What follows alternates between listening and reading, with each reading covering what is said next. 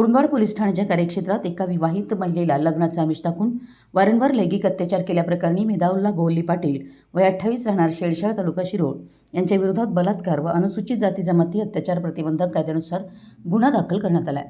दरम्यान पोलिसांनी संशयित आरोपींना अटक करून न्यायालयात उभं केलं असता 4 दिवसांची पोलीस कोठडी सुनावली।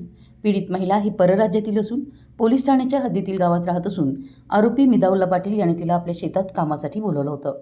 त्यानंतर ओळख वाढवत लग्न करण्याचं आश्वासन दिलं। या आमिषावर आरोपींनी संबंधित महिलेशी वारंवार शारीरिक संबंध ठेवले। मात्र काही काळानंतर आरोपीने लग्न करण्यास नकार दिल्यानं पीडित महिलेनं फसवणूक झाल्याची तक्रार कुरुंदवाड पोलिसात दाखल केली आहे। तक्रारीनुसार आरोपीनं महिलेच्या विश्वासाचा गैरफायदा घेत तिच्यावर लैंगिक अत्याचार केले। पीडित महिला अनुसूचित जाती प्रवर्गातील असल्यानं आरोपीविरोधात अनुसूचित जाती जमाती अत्याचार प्रतिबंधक कायद्यानुसारही गुन्हा नोंद करण्यात आला आहे। मराठी एस न्यूजसाठी कुरुंदवाडहून संदीप अडसूळ।